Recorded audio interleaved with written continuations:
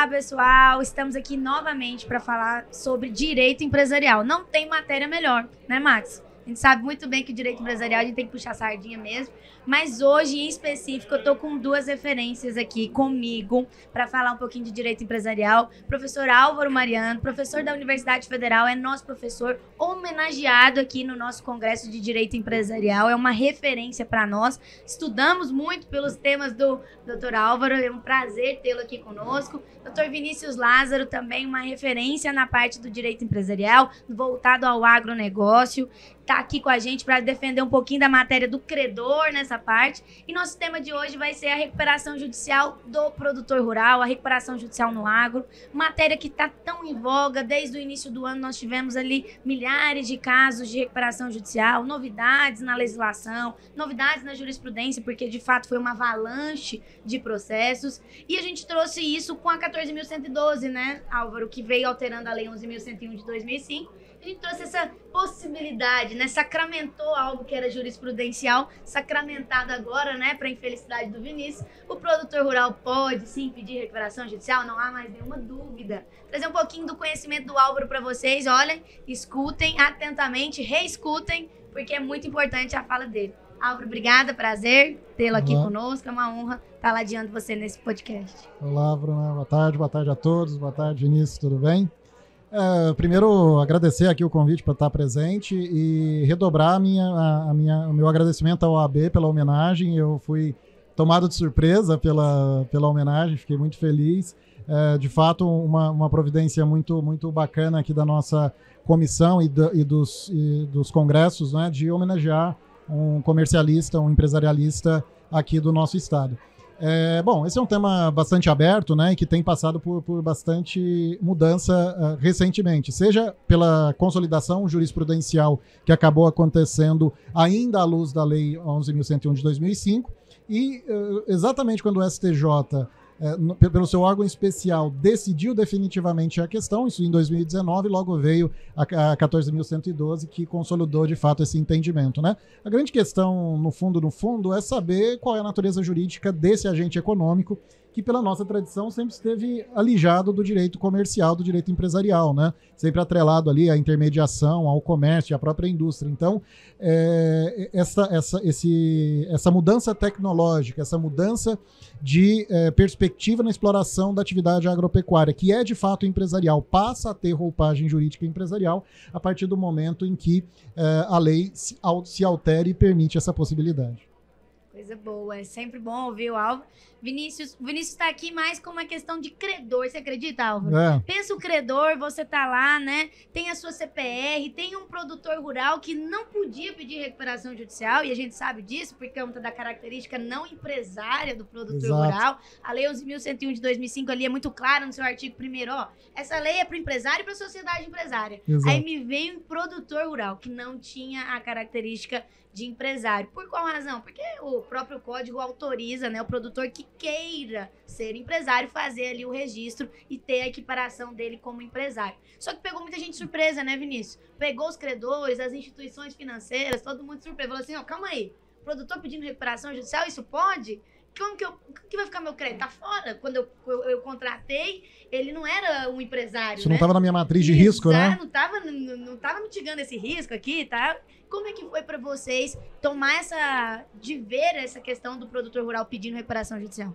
Bom, obrigado, Bruna. Primeiro agradecer aqui o espaço, agradecer o GD, parabenizar aqui pelo congresso, né, a participação do GD, ao doutor Álvaro aqui que foi homenageado, acho que muito importante, homenagem para os nativos, advogado que tem sua atuação aqui no estado de Goiás, uma referência, professor do UFG, e você que é uma amiga de longa data, a gente até brinca, você sempre do lado de lá, eu do lado de cá, sempre pelos recuperantes, pelos devedores, mas esse tema é muito importante e é bem polêmico, e eu vou falar um pouco da visão do credor. Querendo ou não, o agronegócio, enfim, a atividade rural no Brasil, ela é muito importante, eu diria que ela é essencial, né? A gente fala hoje de representatividade de 30%, até mais no PIB. E eu acredito, e acho que vários especialistas na área têm essa mesma opinião, que tudo isso mudou a partir da lei da CPR. É uma lei lá de 1994, que inclusive é o ano que eu nasci. Isso fez com que tivesse segurança jurídica para ter um capital privado na área. Então, várias trades, várias revendas começaram a investir e dar o boom na produção rural, financiando porque o Estado em si não conseguia financiar na proporção que o agronegócio tinha de potencial. E aí, ok, essas empresas se acostumaram a tratar com quem? Com produtores rurais, pessoas físicas. Então, elas tinham uma segurança do negócio, garantias do negócio e não estavam sujeitos a uma recuperação judicial. Então, quando vem essa recuperação do produtor, pega todo mundo de surpresa, porque foi uma mudança das regras durante o jogo.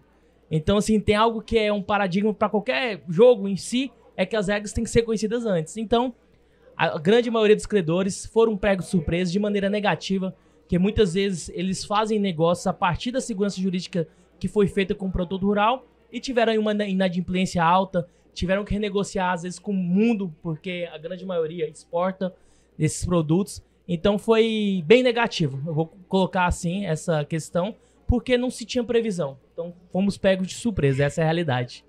Aconteceu de uma vez, né? E a gente tem alguns casos emblemáticos, eles vêm de 2019, de fato, antes da alteração da 14.112, que consolidou.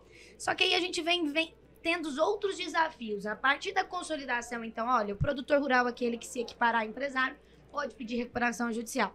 Aí viemos em outros desafios. Quais que foram eles? O principal, quando fala de credor, fala assim, mas se eu contratei com ele, quando ele era pessoa física, o meu crédito não é sujeito à recuperação judicial. Esse foi a primeira discussão dos credores e com os devedores. Consolidou-se o entendimento. Não, crédito é tudo sujeito desde que seja da atividade rural, né, que seja voltado. E tirou a questão da CPR física, né, Álvaro? A gente tem ali um excludente de crédito expressa na lei, que é a CPR física. Contudo, entretanto, todavia, a gente sabe que os tribunais fazem uma modulação ali no entendimento, né? O Álvaro vai poder trazer um pouquinho para nós sobre essa questão. Como que tá essa questão da CPR, Álvaro? Como que você vê? CPR fica dentro, fica fora? A verdade é que quando a lei admite a possibilidade da recuperação judicial, ela cria freios para que não haja uma extensão tão grande, né? Mas, claro, a aplicação jurisprudencial sempre tenta, de alguma forma, balancear essa rigidez legal, né? Mesmo porque, claro, os institutos jurídicos têm finalidades, né? A interpretação jurisprudencial, inevitavelmente, procura atrelar as regras legais, os limites legais, à finalidade que o próprio instituto prevê. Então, pelo que tenho visto da jurisprudência, como você bem disse, né? Ela tenta, de alguma forma, modular e alcançar, além dos limites que a lei impõe quanto à CPR, né? Quanto a CPR. E aí, eis a questão, CPR tá dentro ou tá fora, Vinícius? Como é que estão julgados aí em prol do credor? Tá uma luta porque é uma novidade, essa é a verdade. Nós comemoramos a edição da Lei 14.102 com a previsão expressa, na minha opinião, não deixa qualquer margem de dúvida que a CPR com liquidação física, que há muito usual, né, aquele mecanismo de barter, de troca, ela não se sujeita. Só que a partir daí, a gente vê alguns tribunais ainda não recepcionando da maneira que nós, enquanto representantes de credores, gostaríamos, e tem sido uma discussão. Porém, na minha opinião, o STJ caminha agora para uma mudança forte do entendimento. Porque, inclusive, quando eu estou tendo que despachar, às vezes, com o magistrado, com o desembargador, eu sempre brinco com ele. Peça para a sua assessoria consultar os julgados a partir de 2022 para frente. Se for olhar antes, a gente vai ter uma jurisprudência muito favorável recuperando. Muito favorável a se sujeitar, porque, como a Bruna muito bem ponderou, se fosse comprovado que fazia parte daquela atividade, porque a gente sempre criticava daquela forma. Poxa, como que eu vou atrelar um crédito, sujeitar ele a uma recuperação judicial de uma empresa que muitas vezes nasceu, né, do ponto de vista jurídico, legal, uma semana, às vezes dias antes do pedido de recuperação judicial. Um dia antes. Então, assim, era algo muito confuso, né? Convenhamos. Porém, o STJ, com essa edição, me parece que o STJ tem respeitado a intenção do legislador. E a gente não precisa esconder isso aqui. Houve, de fato, um lobby muito forte dessas empresas no Congresso, né? Um temor dessas empresas, porque muitas ameaçaram a sair do país. A gente não pode aqui ser demagogo. A empresa, se ela começar a ter muito prejuízo e ver que não é mais factível e ela não tem segurança jurídica para atuar, ela vai embora. A grande maioria dessas empresas são estrangeiras, então ela vai embora, que para ela não é mais interessante. Isso, de certa maneira, é muito ruim também para o produtor, que vai, às vezes, ficar refém, às vezes, de ficar batendo na porta do governo, depender de crédito. Esse ano agora a gente viu o orçamento aprovado com 100 bilhões a menos do que se esperava. Então, o efeito é cascata. Porém, atualmente eu vejo que a jurisprudência, principalmente no STJ, aí eu vou citar alguns ministros, a ministra Nancy Andrighi, o próprio Marco Aurélio Belize tem se posicionado muito forte no sentido de falar que a partir da edição da 1412 mudou.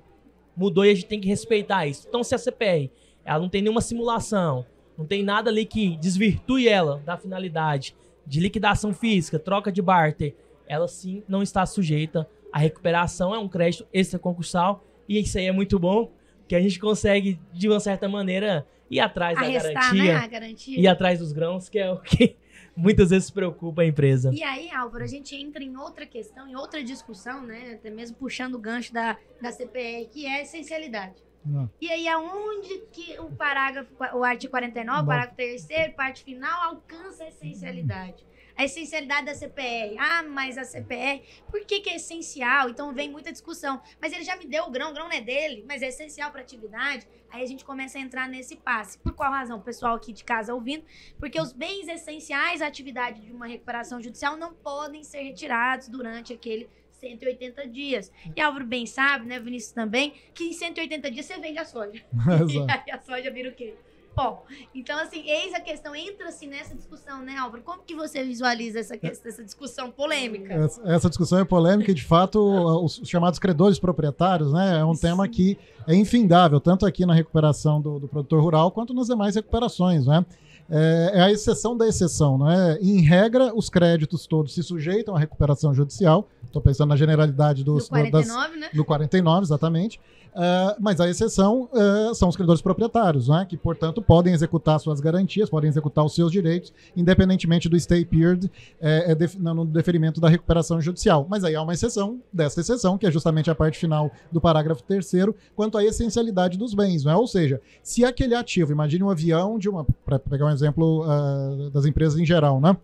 Um avião alienado fiduciariamente ou que está sob arrendamento mercantil, ele é essencial para a atividade da companhia aérea. Se ela entra com a recuperação judicial, em princípio, pela parte inicial desse dispositivo, o credor poderia fazer uso dos seus direitos à margem da recuperação judicial e tomar o bem para si. Mas se não voa, não gera caixa. Se não gera caixa, a empresa não consegue fazer frente às suas despesas, especialmente nesse período tão traumático que são as semanas, os meses que sucedem o deferimento da recuperação judicial. Então esse é o espírito da lei, não é? E aí, claro, né? E aí eu não tenho resposta para isso, acho que o Vinícius pode nos ajudar aqui. A soja para o produtor rural é essencial? É o que dá giro para a empresa, né? Mas será que entra na ideia de um ativo essencial para a manutenção da atividade? Eu, de fato, acho que essa é uma questão de difícil solução. Né? Vamos ver se o Vinícius nos ajuda nesse ponto. Bom, é polêmico. É óbvio que isso vai mudar de acordo com o lado que você está. Você pega um produtor, a gente chama aqui um produtor, eu até brinco, né? O produtor fala assim, o soja é essencial, porque ele precisa, digamos assim, do que essas commodities vão virar, que são dinheiro. Ele quer o dinheiro que corresponde à venda delas para poder empregar na atividade. Porém, a gente entra bem numa questão do ponto de vista técnico, e aí eu tenho visto alguns julgados que corroboram isso, bens essenciais. Então, quando você fala de bens essenciais, você está falando que um grão, né, na sua característica de ser um produto, inclusive perecível, ele é essencial à sua atividade? Então, nós defendemos que não, né? Defendemos que não porque é até uma questão lógica. Ele não está envolto no processo produtivo. Ah, mas eu vou plantar. Não é assim, né? É até bom explicar para os ouvintes aí que estão em casa. Aquela soja que é colhida, ela não é semente. Não adianta você pegar ela ali e plantar que ela não vai nascer de novo. Porque se fosse assim, eu até concordaria. Não, vamos pegar essa aqui que a gente colheu para plantar para o ano que vem. Mas não funciona assim. Então, a exceção, por exemplo, de um maquinário, e aí você pontuou bem, como é que ser um trator, ser uma plantadeira, ser uma colheitadeira, sem ali um pulverizador, o produtor vai conseguir desempenhar a atividade? Um ativo fixo, né? Um ativo fixo. Penso que não tem como, aí ele precisa daquilo ali justamente para poder a cadeia dele girar. Mas em relação aos commodities, aos grãos, ao milho, à soja, eu entendo que eles não são bens. E aí entra numa polêmica muito grande, porque pode vender para incrementar no negócio? Porque se for assim, professor, imagine, não existe acho que nenhuma atividade empresarial no mundo que dinheiro não faz parte, digamos assim, de um capital que pode ajudar na produção. Eu penso que o dinheiro vai servir para qualquer empresa. Mas a gente entra justamente nessa questão. Poxa, mas tá certo porque ele deu aquele grão em penhor. Ele garantiu que aquele grão seria entregue a uma credora que lá atrás financiou a produção dele. Então não tem como a gente equiparar isso agora essencial, porque se ele não conseguir entregar pelo menos isso, aí eu até discuto e defendo isso, talvez ele tenha que repensar a atividade dele. Será que vale a pena ele continuar produzindo? Talvez ele esteja num estado aí que viabilize até a continuidade dele enquanto empresário, digamos assim, produtor rural. Não, e o tanto que essa matéria é gostosa, assim, porque toda vez que o Álvaro fala uma coisa, o Vinícius fala outra, já volta pra mim, eu já quero falar outra. Eu já quero tocar outra coisa aqui. Porque se é essencial, se é declarado essencial, Álvaro, aí fica o bem é vendido, a soja é vendida. O que aconteceu com o contrato? Esvaziou a garantia, CPR, que era física, virou CPR financeira, vai receber em dinheiro. E aí não é mais extra concursal. Olha a polêmica. Então, assim, olha a cadeia que a gente vai entrando se a gente, de fato, modular o artigo que excetua a CPR física de estar na Lei 11.101 como sujeita à recuperação judicial. Então, assim, vai puxando uma coisa, outra coisa, né, Álvaro? É uma matéria muito gostosa, empresarial é bom em si, né? Acho que há raros ramos aqui do direito empresarial, sub-ramos, portanto, do direito, em que o ponto de vista é tão determinante para a interpretação, né? Tanto assim que no nicho de mercado sempre diz, atuo com recuperação, mas pelo devedor ou pelo credor? Exatamente. Porque em geral, o profissional acaba Goiás ou é Vila Nova? Já para saber. Já vai para saber qual que lado que você tá, né? Sempre tem esses polos. E na última palestra que eu fiz, até com seu amigo Dr. Flávio Cardoso, a gente falava assim, mas você tem tanta coisa para advogar na parte do direito empresarial, você pode advogar pro credor, você pode advogar pro devedor, você pode ser administrador judicial. Então, assim, tem tanta coisa boa na parte do direito empresarial e a gente, de novo, puxando sardinha aqui para nossa área, para nossa matéria. Eu sempre brinco, o congresso, ele é feito justamente para isso, para essas trocas, para essas conversas e principalmente para dizer que o mercado do direito empresarial precisa de pessoas, precisa de profissionais. Na parte acadêmica também, né, o Álvaro até vai entender também quanto eu, tanto que é difícil o pessoal gostar de direito empresarial. Tem uma dificuldade grande, né, das pessoas gostarem do direito empresarial, por achar que às vezes o direito empresarial é muito difícil, está muito distante do nosso dia a dia. Muito pelo contrário, né, o direito empresarial está no nosso dia a dia. Eu sempre brinco em sala, eu falo, às vezes é num almoço que você vê que seu tio tem uma empresa e nunca registrou ela. Exato. Opa, calma aí, então eu tenho que ali nichar nessa área também, que é muito importante. Como que você vê isso também, Álvaro, lá na faculdade? Passa um pouquinho da docência aí pra gente, porque você é referência para nós. Bacana. Assim, a gente, com o tempo, vai ganhando margem de janela, né? E observa a mudança que acontece, tanto na realidade advocatícia quanto na realidade acadêmica, né? E você fez observação boa, eu procure, disse isso hoje na homenagem, né? Otimizar, né, a participação na advocacia e também, claro, sem esquecer de forma alguma a atuação na academia, né? E o que eu verifico nesses últimos anos é que, de fato, o direito empresarial, como um instrumento de atuação, passou por transformação significativa. A gente não tinha, certamente, há 15 ou 20 anos, a mesma aderência que há hoje de profissionais especializados em direito empresarial. Isso, em boa medida, decorreu do próprio Código Civil, que atualizou uma realidade que já estava um pouco defasada com o Código Comercial, né? Logo depois, 3 anos depois, a Lei 11.101 de 2005, que foi revolucionária para o direito concursal aqui no Brasil. Então, tudo isso promoveu um aprofundamento, né? Para usar uma expressão do momento, nichou-se muito a atuação do advogado. Isso, de fato, se verifica pelo sucesso, por exemplo, que esse congresso está tendo e que lá atrás, quando nós começamos com os primeiros congressos, não tinha essa mesma repercussão. E no ambiente acadêmico, em alguma medida, também isso se verifica. Qual que é a grande dificuldade que o professor enfrenta em sala de aula? O professor de direito de família vai ministrar aula sobre casamento ou divórcio para pessoas que, de alguma forma, vivenciaram isso, né? Então, essa é uma realidade do aluno, né? Mesmo no direito penal, ainda que você não tenha presenciado um furto ou um homicídio, a vivência social te dá intimidade com esses fatos sobre os quais essas normas vão aplicar. Direito empresarial não, né? Exceto quem, por alguma razão, tem essa relação direta, em geral, eles são beneficiários da atividade empresarial. Eles sentem os efeitos positivos da atividade empresarial, mas não estão inseridos dentro dessa realidade, não conseguem observar. Então, essa é uma dificuldade, né, de ensino e aprendizagem que a gente tem que superar. E supera como? Com exemplos concretos, com a realidade, porque é dela que nasce o direito empresarial, né? Imagine se no âmbito agroempresarial, o que é uma CPR física, o que é uma financeira, só quem vivencia é que vai saber qual é a diferença, né?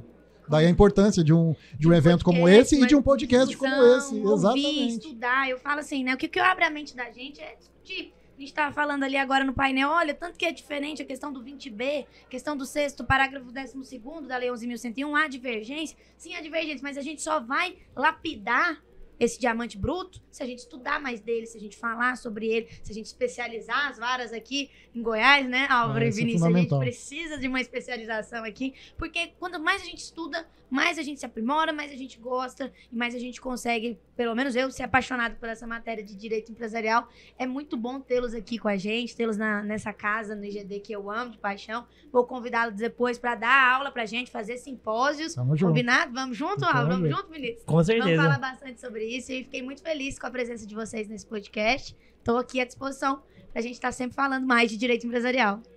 Obrigado, Bruna. Obrigado, professor. Foi muito enriquecedor e eu estou sempre à disposição, viu? Parabéns mais uma vez pelo evento, pelo podcast.